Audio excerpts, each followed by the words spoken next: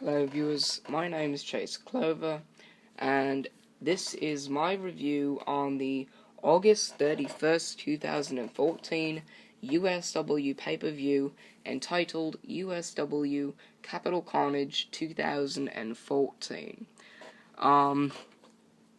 This review is being done on September 2nd, 2014, and will be released the same day. My computer chair is creaking, sorry for that. There were 11 matches on the card. They were okay. At each one of them were pretty good. Well, somewhat good. This was one of the 4 biggest pay-per-views in USW's pay-per-view lineup. I count it as the 3rd biggest.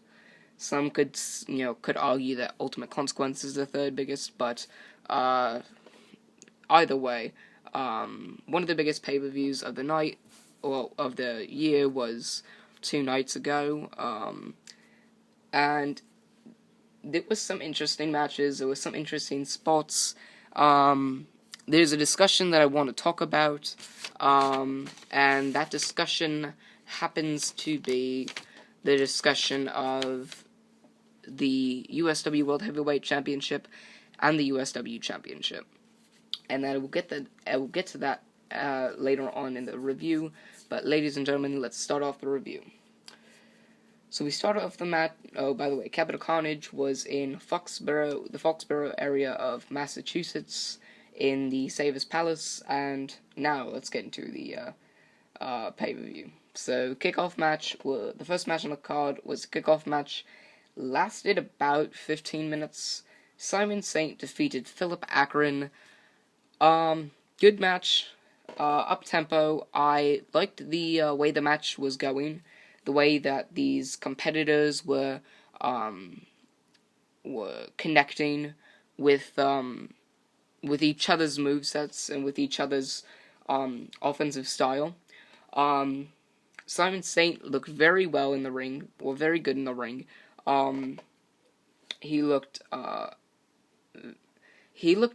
like he was used to the ring. He looked like he was used to seeing the ring, and knowing and being aware of the points in the ring where,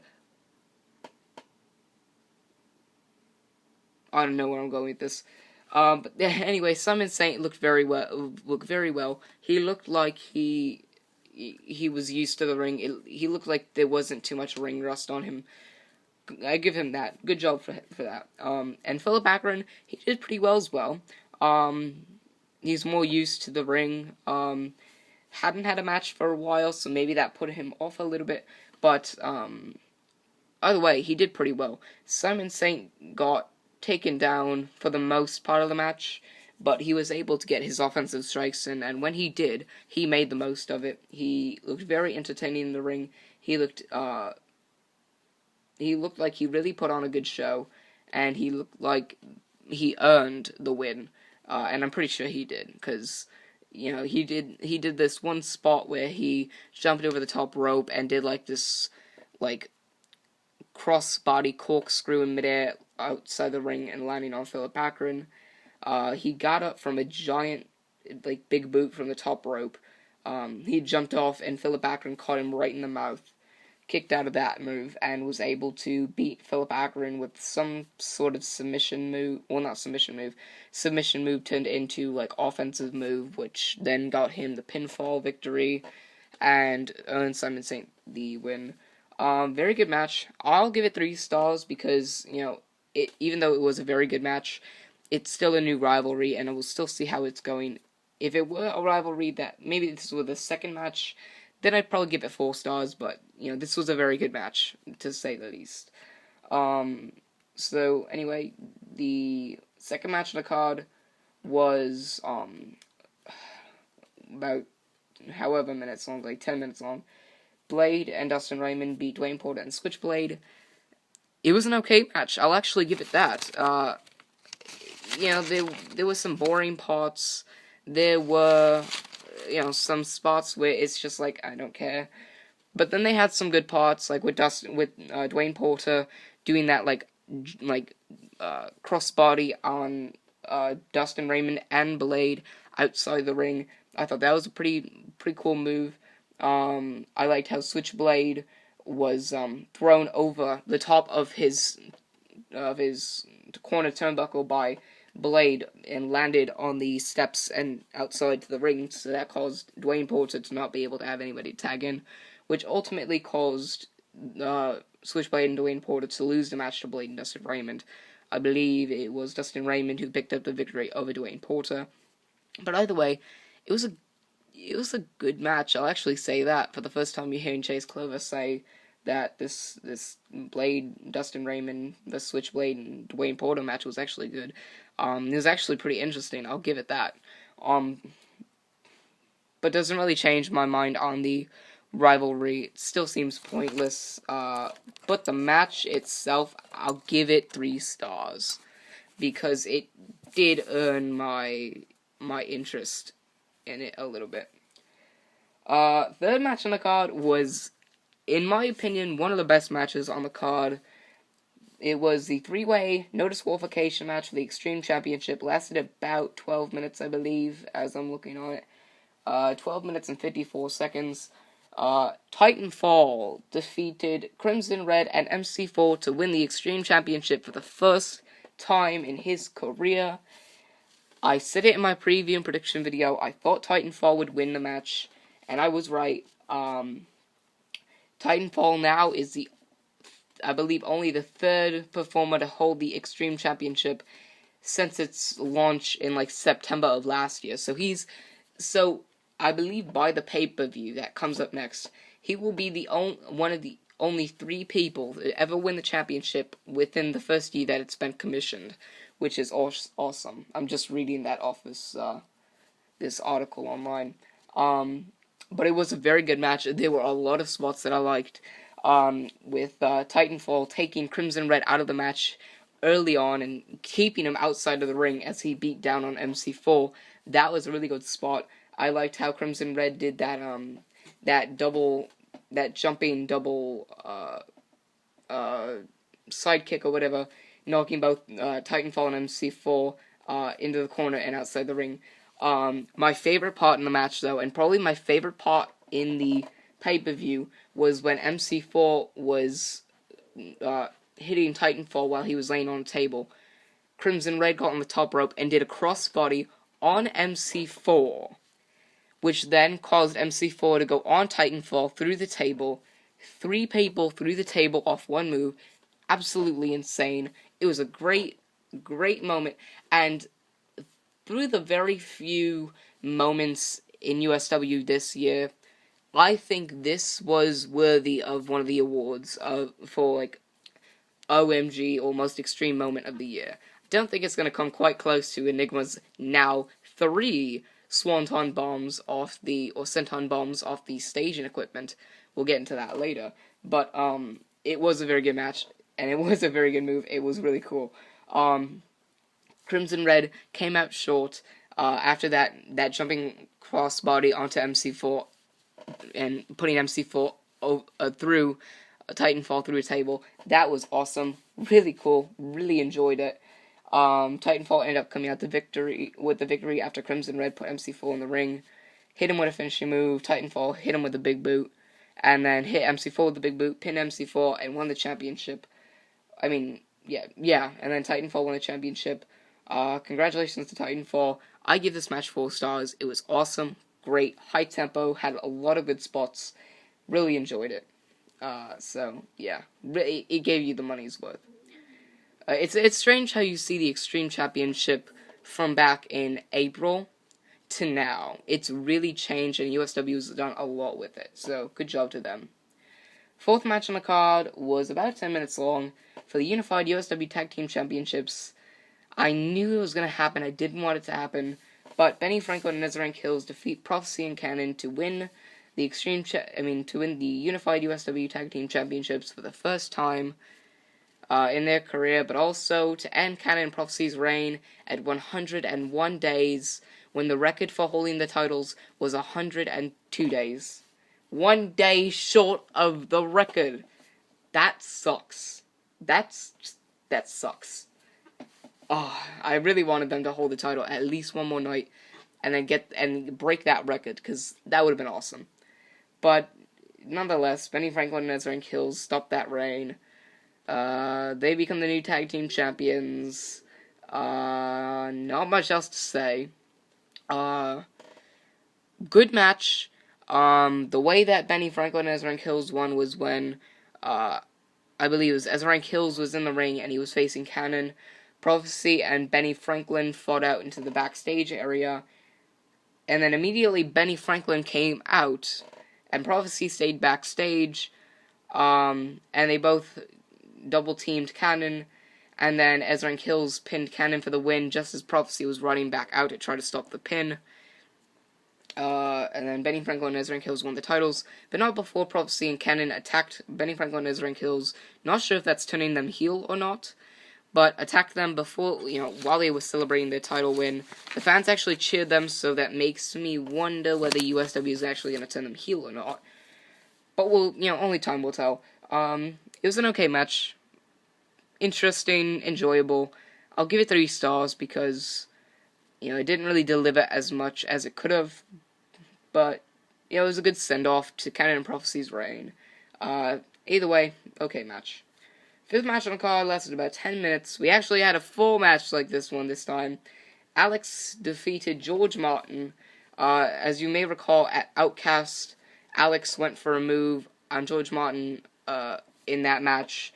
George Martin ducked out of the way. Alex went right over the top rope, outside the ring, landing on his shoulder badly. Must have injured it somehow. I don't know how he wrestled the night after, or the Wednesday night afterwards, and kept wrestling, but Alex ended up picking the victory up this time. We had a full match.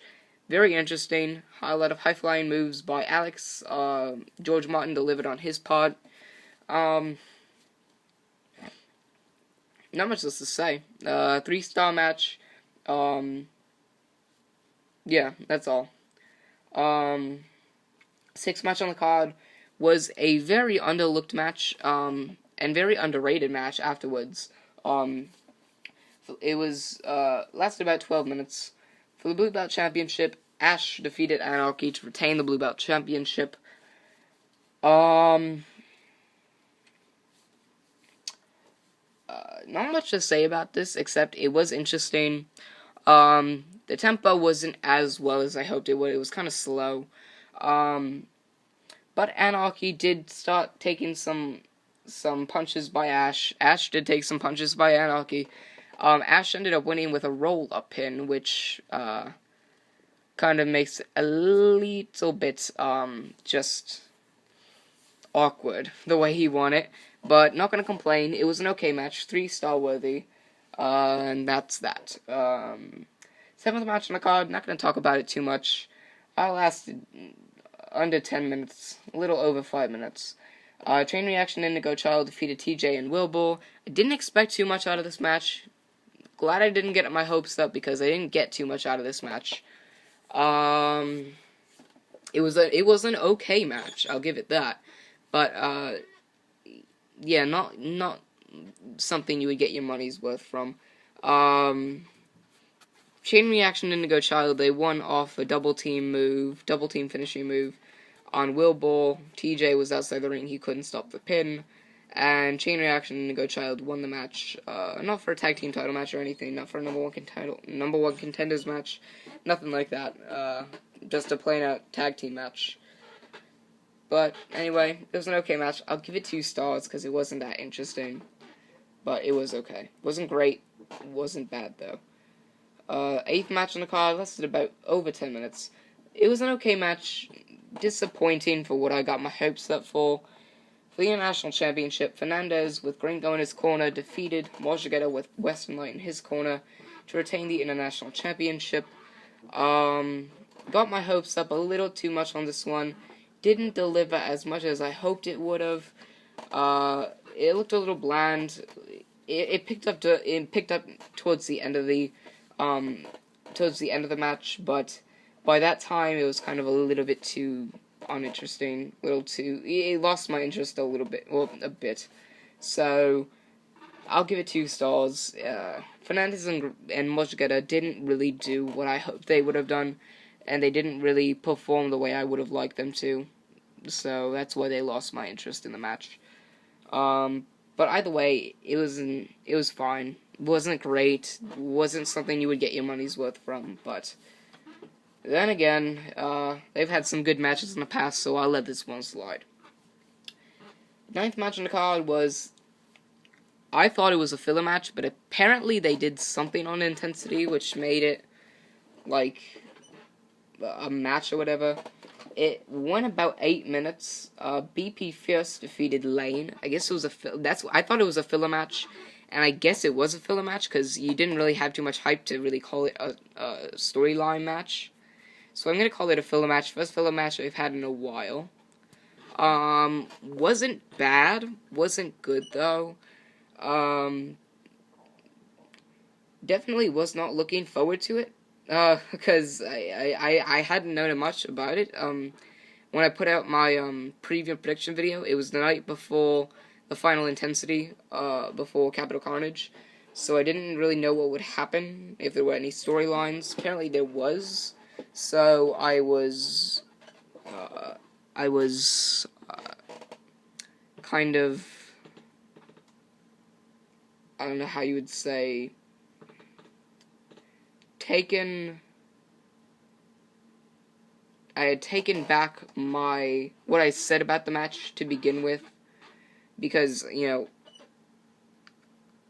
even though I wasn't really expecting a lot, and I didn't get a lot either, I don't know what to say.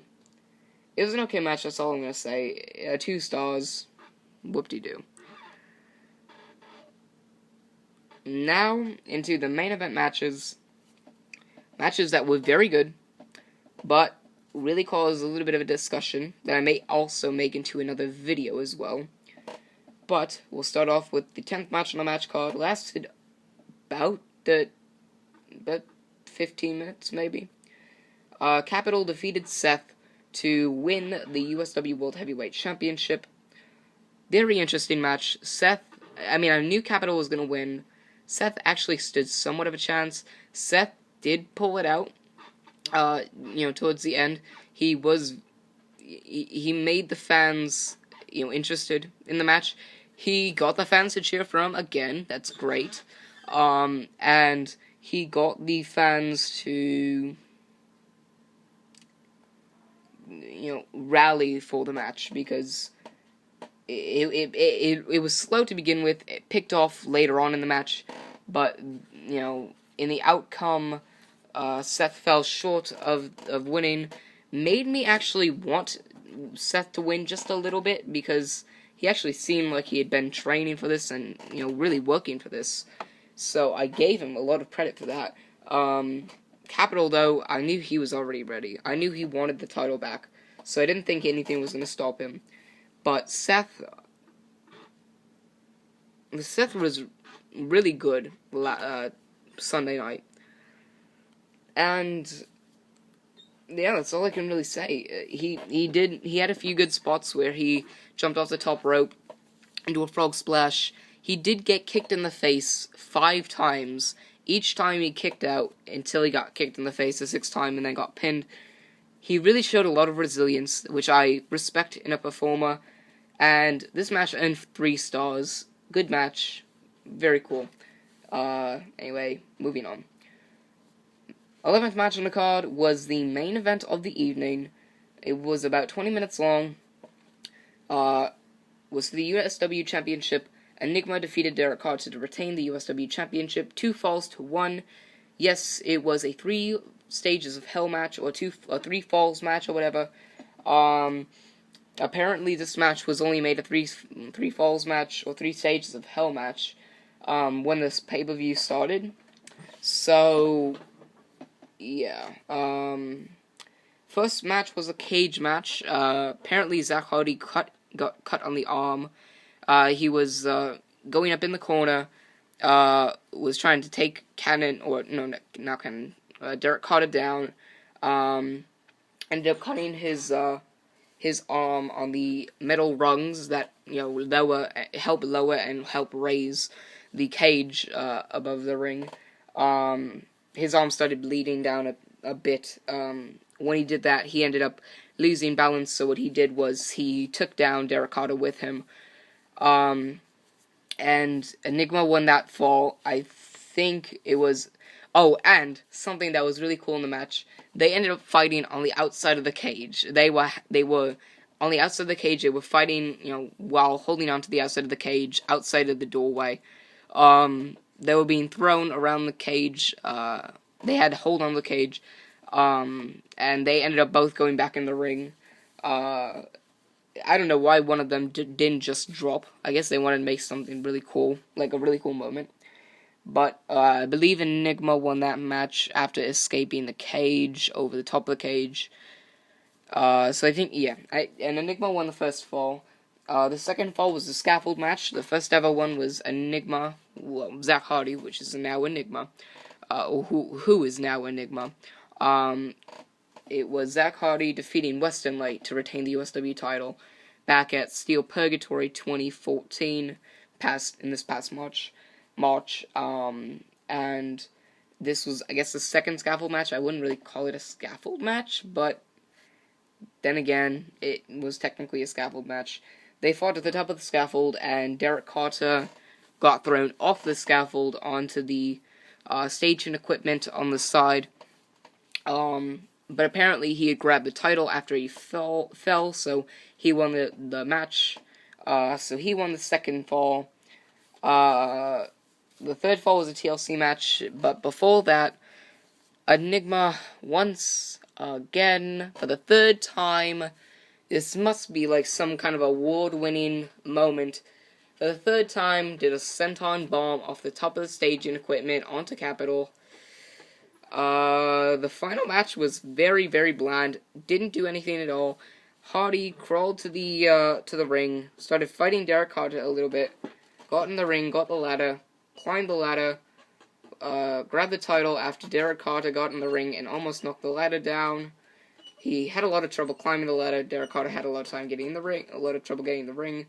Carter pushed the ladder just a second before Zach Hardy got the title, or held the title.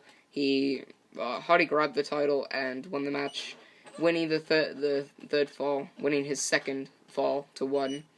So that retained Enigma's USW Championship. It was an okay match, 3 stars. But now, what I want to talk about is how the USW World Heavyweight Championship is somewhat taking a back seat to the USW Championship. What that means is that I'm sorry for the creaking. The USW World Heavyweight Championship, which is now being held by Capitol, is taking backseat to the USW Championship held by Enigma. That's not really surprising because the USW Championship is the championship that represents USW, being as it's the championship of USW, the USW Championship. The USW World Heavyweight Championship is just the World Championship, but the second major championship.